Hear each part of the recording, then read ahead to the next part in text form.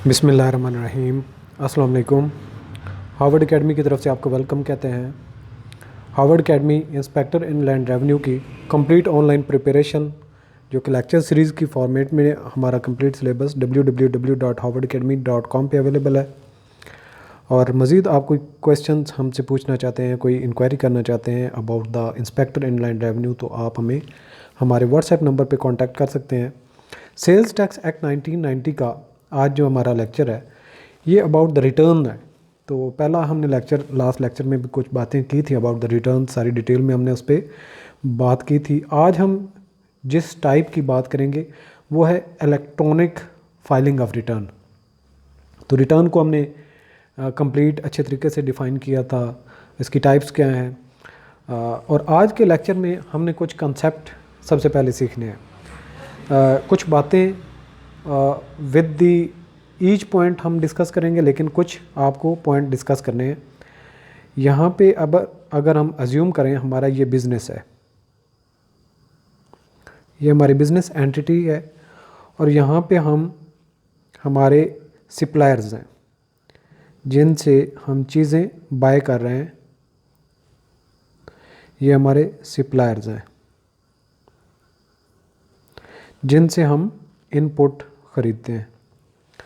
और ये हमारे बायर्स हैं जो हमसे चीज़ें ख़रीदते हैं, बायर्स। ठीक है जी। और ये हमें क्या करते हैं, कैश देते हैं, ये कैश देते हैं और इनको हम कैश देते हैं। ठीक है, ये हमें कैश देते हैं बायर्स और सप्लायर्स को हम कैश देते हैं। अच्छा, यहाँ पे कुछ चीज़ें जो आपको बार बार कंफ्यूज भी कर सकती हैं जब हम ये चीज़ें डिस्कस कर रहे होंगे। तो जितनी भी हम ये सप्लाईज़ ख़रीदते हैं सप्लायर से, इस पे हम इनपुट टैक्स पे करते हैं। क्या, कौन सा टैक्स पे करते हैं? Input tax. और जो हमारी सेल्स हैं इन पे हम आउटपुट टैक्स पे करते हैं, आउटपुट। और इस आउटपुट के अगेंस्ट हम इनपुट टैक्स की छूट क्लेम करते हैं, यानी कि रिडक्शन होती है, कंसेशन होती है, एडजस्टमेंट होती है, ये जो भी आप उसको नाम देते हैं। अब यहाँ पे एक और चीज़ आपने बात याद रखनी है कि बायर्स हमें कैश देते हैं। तो आउटपुट टैक्स हम जब डिटरमिन कर रहे होंगे तो हमारा विद होल्डिंग एजेंट कौन होगा? बायर्स। और जब हम चीज़ें सप्लायर्स से ले रहे होते हैं तो हम कैश पे करते हैं, तो हम यहाँ पे विद होल्डिंग एजेंट हो सकते हैं। यहाँ पे बायर विद होल्डिंग एजेंट है, यहाँ पे हम विद होल्डिंग एजेंट है। अच्छा, विद होल्डिंग टैक्स वो होता है कि जितनी आपकी चीज़ें आप बाय कर रहे हैं किसी से, और पूरा टैक्स देने के बजाय उसका 1/3 1/4 या जो भी एज़ पर लाज हमें कहा जाए वो हम उसका रख लेते हैं। वो इसलिए कि दो टैक्स देने वाली जो पार्टीज़ होती हैं, एक सेलर एक बायर। अगर सेलर जो है वो जो कैश बायर है, यानी कि कैश कौन देगा? बायर, जो ख़रीदने वाला चीज़ें। और जब वो चीज़ें ख़रीदेगा कैश देते वक्त कुछ हिस्सा अपने पास विद होल्ड कर लेगा, और जब रिटर्न फाइल करेगा तो बताएगा कि मैंने फ़लाँ पर्सन से ये चीज़ें ख़रीदी थी और इसका कुछ हिस्सा मैंने जो विद होल्ड किया था ये मैं पे कर रहा हूँ, और लेटर ऑन वो सप्लायर जो है वो खुद पे करेगा। इसका क्या फ़ायदा होता है कि जब आप ऑनलाइन अपना फॉर्म फिलिंग कर रहे होते हैं, इलेक्ट्रॉनिकली रिटर्न फाइल करते हैं, तो एक पार्टी जब नॉमिनेट कर देती है कि मैंने ये चीज़ें फ़लाँ सप्लायर से ख़रीदी थी, अब ज़रूरी है कि वो दूसरी पार्टी भी टैक्स पे करे तो वो ट्रांजैक्शन कंप्लीट हो जाती है। तो इस तरीके से आप ये समझिए कि विसल ब्लोअर ऑटोमेटिकली एक पैदा हो जाता है। एक अगर पार्टी टैक्स को अवॉइड करना चाहे तो दूसरे के पे करने की वजह से वो बच नहीं पाता, तो ये चेक एंड बैलेंस हो जाता है। अब यहाँ पे एक और बात आपने याद रखनी कि जब सेल और परचेज़ हो रही है, एक बंदा चीज़ें देता है और कैश लेता है, और दूसरा बंदा चीज़ें लेता है और कैश देता है। अब जो कैश देने वाला होगा वो टैक्स विद होल्ड कर सकता है। अब नॉर्मली ये होता है कि यार विद होल्ड कौन करेगा, सेलर या बायर? तो ये याद रखें कि जो कैश देने वाला है उसके हाथ में होता है कि वो कैश कम पे करे और कुछ उसकी अमाउंट रोक ले। वो बायर हो सकता है, डेफिनेटली बायर ही होगा जब चीज़ें। तो जब यहाँ पे हम बिज़नेस की बात करते हैं तो ये समटाइम सप्लायर से जब हम कैश पे करते हैं तो यहाँ पे हम बायर होते हैं और सप्लाईज जो खरीदते हैं इनपुट टैक्स फॉर्म में टैक्स पे करते हैं, तो यहाँ पे हम उसका कुछ हिस्सा रोक लेते हैं। अच्छा, ये जब आप बात समझ लेते हैं तो ज़रूरी है कि लेकिन हम later on point two point discuss करते हैं तो उसमें आपको ज़्यादा बेहतर समझ आएगी। अब जब ये चीज़ पूरा फिनोमेना जो मैंने आपको शक्ल में नीचे ये लाइन रेड कलर में हाईलाइट किया है, अगर आप इसको समझ गए तो आगे मैं लाइन बाय लाइन आपको चीज़ों को एक्सप्लेन करने की कोशिश करूँगा ताकि आप उसको आसानी से याद कर सकें। तो मुश्किल चीज़ें नहीं हैं, लेकिन इलेक्ट्रॉनिकली जो फाइलिंग होगी, रिटर्न फाइल की जाएगी एक टैक्स पेयर की तरफ से, तो हमें आसानी से याद रह सकता है कि किस तरीके से लेके चलना। अब यहाँ पे सप्लायर की भी दो टाइप्स हो सकती हैं, एक रजिस्टर्ड हो सकता है और एक अनरजिस्टर्ड हो सकता है। सम टाइम आपको FBR अलाउ करता है कि अनरजिस्टर्ड से भी चीज़ें आप बाय कर सकते हैं। तो इस सूरत हाल में आपको मैनुअली एंटर करना पड़ता है, क्योंकि वो रजिस्टर्ड नहीं है, उसका ऑटोमेटिकली फाइलिंग से आपका डेटा शो नहीं होगा उसके अगेंस्ट कि आप कितना क्रेडिट या डेबिट कर सकते हैं। तो लिहाजा जब अनरजिस्टर्ड होगा तो मैनुअली आपकी एंट्री करनी पड़ेगी, जब रजिस्टर्ड सप्लायर होगा तो वो जब एंट्री करेगा तो आपके पास ऑटोमेटिकली वो शो होना शुरू हो जाएगा। सॉरी। अच्छा, अब पॉइंट टू पॉइंट डिस्कस करते हैं। Provisions relating to electronic filing of return are as follow. Number 1, every registered person required to file return or any other statement under section 26 or 27 or any notification shall file the same electronically। जिसको file करने की ज़रूरत है और जो registered person है वो ज़रूरी है कि वो अपनी सेल्स टैक्स की रिटर्न फाइल करे मंथली बेसिस पे। अब जब उसको करना पड़ता है तो वो electronically as per FBR orders file करता है। The manner of filing the return shall be as specified by the board through general order. तो जो जनरली ऑर्डर है उसके मुताबिक वो फाइल करेगा। यहाँ पे अब पॉइंट नंबर 1 में क्या याद बात आपने रखनी कि रजिस्टर्ड पर्सन को इलेक्ट्रॉनिकली जो फाइल है वो रिटर्न करना पड़ती है। अपने टैक्स स्टेटमेंट जितनी उसने सेल परचेज किया है, जितना उसका आउटपुट टैक्स बनता है, जितने इनपुट वो डिडक्शन करेगा या क्लेम करेगा, तो यहाँ तक ये बात ख़त्म हो जाएगी। और अंडर सेक्शन 26 और 27 उसको फाइल करनी है। यहाँ पे बात पॉइंट नंबर 1 ख़त्म। अब दूसरा पॉइंट क्या है, from July 2016 and onward provisions relating to admissibility of input tax. Input tax कौन सा है? यहाँ पे हमारा बिजनेस है और जो हम सप्लायर से चीज़ें लेते हैं उस पर हम जो टैक्स पे करते हैं वो होता है इनपुट टैक्स। अच्छा, admissibility of the input tax under the sales tax act 1990 and the federal excise act 2005 with a condition that the supplies are declared by the supplier in his return shall be applicable for the sales tax and federal excise return। तो यहाँ पे supplier जो है उसको अपनी declaration करनी होगी कि मैंने फ़लाँ चीज़ सप्लाई इस XYZ जो बिज़नेस है उसको सेल की थी। जब ये अपना डाटा इंटर करेगा या फाइलिंग करेगा तो यहाँ पे ऑटोमेटिकली डेबिट क्रेडिट नोट इसके अगेंस्ट शो हो जाएगा जो बिज़नेस जिसने चीज़ इनपुट टैक्स के तौर पे परचेज़ की थी कि वाकई इसने इतना इनपुट टैक्स पे किया हुआ है, जो आउटपुट टैक्स के अगेंस्ट ये अपना एडजस्ट करेगा। आउटपुट टैक्स को पहले मैं डिफाइन कर चुका हूँ कि जो आपकी सेल्स के अगेंस्ट होता है, आपने पे करना होता है गवर्नमेंट को टैक्स, वो आउटपुट टैक्स होता है। और वो चीज़ें बनाने के लिए जो आपने सप्लाईज यूज़ की थी और उन सप्लाईज के अगेंस्ट सप्लायर को जो इनपुट टैक्स पे किया था वो एडजस्ट आपने करना होता है। नंबर 3, अब 2 पॉइंट हमारे क्लियर हो गए। ये सेल्स टैक्स के साथ साथ एक्साइज फेडरल एक्साइज एक्ट पे भी लागू होता है। इनपुट टैक्स वगैरह आप जो क्लेम करते हैं या एडजस्ट करते हैं। पॉइंट नंबर 3 आ गया, a registered person shall enter the data of supplies and debit and credit note in prescribe annexes and submit that data by 10th of the month following the tax period. यानी कि अगर हम अक्टूबर में अब हैं तो सितंबर की महीने की जितनी सेल्स या जो सप्लाईज हमने की होंगी तो रजिस्टर्ड सप्लायर को ये जो सितंबर का महीना गुजरा है उसको अक्टूबर की 10 तारीख तक फाइलिंग कर लेनी चाहिए, ताकि जिसको उसने चीज़ें सप्लाई की हैं वो भी उसके अगेंस्ट अपना क्लेम कर सके ताकि वो इनपुट टैक्स एडजस्ट कर सके। After the submission of the set data, अब ये सप्लायर ने डाटा सबमिट कर दिया, will be immediately available to the respective registered buyer in his purchase data. तो यहाँ पे जो बिजनेस का परचेज डाटा है उसमें ऑटोमेटिकली शो करना शुरू कर देगा कि आपने सप्लायर एक्स से, सप्लायर वाई से, सप्लायर जेड से क्या क्या चीज़ें खरीदी थी, तो इनके अगेंस्ट वो क्लेम करेगा। And debit and credit note data. In order to prepare his return, the buyer shall load this data in his prescribed annexes. तो ये यहाँ से डाटा जो उसका शो होगा तो अपनी आउटपुट टैक्स के अगेंस्ट इसको क्लेम करेगा, तो यानी कि वो उसके अगेंस्ट उसको एडजस्टमेंट करनी है। पॉइंट नंबर 4 है the data relating to purchases made from the unregistered person. अब यहाँ पे पहले मैंने जो बताई थी कि सप्लायर दो किस्म के हो सकते हैं, एक रजिस्टर्ड और एक अनरजिस्टर्ड। अनरजिस्टर्ड होगा तो फिर क्या है, पर्सन फ्रॉम द और from registered person as allowed by the FBR for his purpose shall be manually entered by the buyer. यानी कि अगर मैनुअल आपको तब करना पड़ेगा जब आपका सप्लायर अनरजिस्टर्ड पर्सन है। 5वें नंबर पे पॉइंट क्या है, the automated system of FBR। FBR का सिस्टम ऑटोमेटिक इसलिए होता है, ये FBR का सिस्टम है। अब ये एक बिजनेस है, इस बिजनेस ने यहाँ से चीज़ें ABC इससे सप्लाईज खरीदी,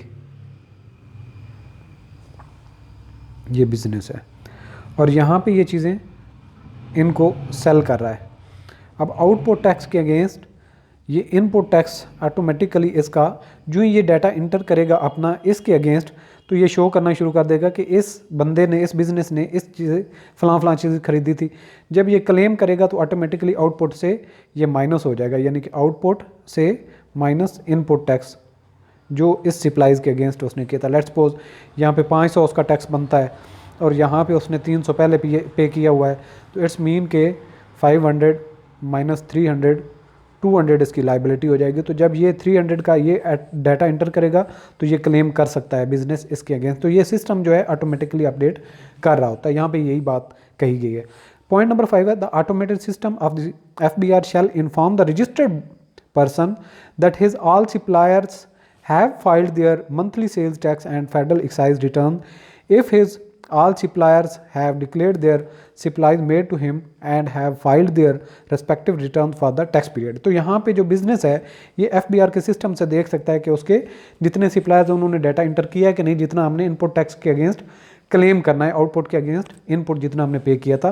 तो ये यहाँ पे सिस्टम से ऑटोमेटिकली देख सकता है कि उसके पास 10 वोचर हैं तो 10 सप्लायर ने डाटा इंटर किया है या नहीं, अगर नहीं किया तो कौन सा मिसिंग है, तो उसको वो परसुएड कर सकता है कि आप ये डाटा इंटर करें ताकि मैं अपनी जब रिटर्न फाइल करूंगा तो इनपुट टैक्स क्लेम कर लूँगा, उसमें एडजस्टमेंट मांग लूँगा गवर्नमेंट से। Where the supplier of a registered person has not filed his monthly return till the filing of the return by that person he shall be informed about his supplier not filing the return. He however shall be allowed provisionally adjustment of input tax for that month। कि अगर उसने नहीं भी inter किया तो 1 महीने के लिए वो एडजस्ट कर सकता है जो सप्लायर ने चीज़ें प्रोवाइड की थी लेकिन उसने डाटा अपडेट नहीं किया। If that supplier has not filed the return और has not declared in his return the supply made to such person. लेकिन अब महीना गुजरने के बाद भी अगर ABC ने डिक्लेयर नहीं किया कि हमने इस बिज़नेस को इतनी चीज़ें सेल की थी, तो फिर अब क्या करेगा, और डेट क्या है 10th of the next month. अब 1 महीने के बाद दूसरा महीने की 10 भी आ गई, देन क्या करेगा, then input tax in respect of such supplies shall be rendered as inadmissible. तो अब जो उसने क्लेम किया था वो इनएडमिसिबल हो जाएगा और उसकी लाइबिलिटी इंक्रीज हो जाएगी जो बायर है उस सप्लायर के अगेंस्ट जिसने अभी तक डाटा अपडेट नहीं किया। This input tax either be recovered और एडजस्टेड एज पर लॉ।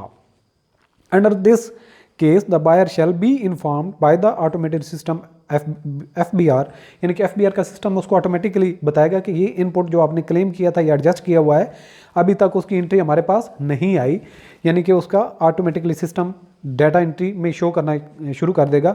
तो अब जो रजिस्टर्ड पर्सन है वो अपना चौकन्ना हो जाएगा और उस सप्लायर को कांटेक्ट करेगा कि आपने अभी तक ये चीज़ें जो हमने आपसे परचेज़ की थी आपने डाटा इंटर नहीं किया, इसको करें ताकि मेरी जो है जो एडजस्टमेंट है वो मैं उसको अवेल कर सकूँ। And advise to contact the and persuade the supplier to declare his supplies and file return, यानी कि FBR का सिस्टम उसको बताएगा कि फ़लाँ जो आपका सप्लायर है जिससे आपने ये चीज़ें खरीदी थी और इनपुट टैक्स क्लेम किया है उसने अभी तक इसकी डाटा एंट्री नहीं की। After declaration of supplies and filing of return the objection shall stand settled and the automated system shall inform the buyer accordingly. जब वो सप्लायर उसको कहने पे या खुद ही अपडेट करेगा तो सिस्टम भी उसको बताएगा कि आपका फलां सप्लायर जिसने डाटा अभी तक इंटर नहीं किया था अब कर दिया है तो अब आप उस पर क्लेम कर सकते हैं। पॉइंट नंबर 7 आ जाता है, same procedure as discussed above shall also apply under the following cases. Number 1 क्या है, where any registered buyer has not declared the, अब यहाँ पे था, ये पॉइंट था बिजनेस, ये हम बात कर रहे थे सप्लायर्स की, और ये ए बी सी हो सकते हैं। अब यहाँ पे ये तो इनपुट टैक्स के अगेंस्ट बात हो गई।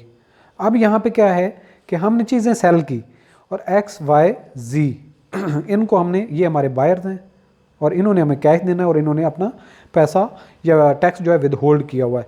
अब इनको हमने जब चीज़ें सेल की तो इन्होंने चीज़ें बाय की, कैश हमें दिया, कैश दिया और इन्होंने विद होल्ड किया हुआ है, ठीक है। अब हमने आउटपुट टैक्स पे करना है, तो क्या हुआ, where any registered buyer has not declared the sale tax withheld amount in the monthly sales tax and federal excise return. यहाँ पे सेम जिस तरीके से सप्लायर फाइलिंग नहीं कर रहा था, अब अगर बायर जो है डिक्लेयर नहीं करता कि मैंने फलां जगह से ये चीज़ें परचेज़ की और विद होल्डिंग टैक्स जो उसने रखा हुआ था डिक्लेयर नहीं करता, तो यहाँ पे अगेन जो बिजनेस है इसको बताएगा, अपने बायर को कहेगा कि अपनी फाइलिंग रिटर्न करे, यानी कि रिटर्न है उसको फाइल करे और सिस्टम को अपडेट करे, अदरवाइज उसका ये जो ट्रांजैक्शन है इनकम्प्लीट रहेगी। Where any buyer of a registered person has not accepted a credit note issued by him, यानी कि यहाँ पे क्रेडिट नोट इसने इशू किया था, इसने अभी एक्सेप्ट नहीं किया, तो अभी ट्रांजैक्शन वो कंप्लीट नहीं होगी और उसके ऊपर जो उसने विद होल्ड टैक्स किया था उसकी लाइबिलिटी क्लियर नहीं होगी। अब पॉइंट नंबर 8 पे क्या है, where actions required under serial number 6 and 7 above are not done, the inadmissible input tax credit or reduction in output tax in respect of withholding of sales tax or credit note shall be adjusted or recovered through next return of the registered person। कि जब तक ये चीज़ें supplier की तरफ से या फिर बायर की तरफ से डिक्लेयर नहीं की तो अगले महीने में उसको रिकवर कर ली जाएगी जो उसने क्लेम किया होगा या जो उनकी अमाउंट अभी तक पेंडिंग होगी। तो लिहाजा ज़रूरी है कि अच्छी रेपुटेशन वाले सप्लायर से आप सप्लाईज खरीदें और अच्छी रेपुटेशन वाले जो रजिस्टर्ड बायर्स हैं उनको आप चीज़ें बेचें ताकि आपकी tax liability in time clear होती रहे।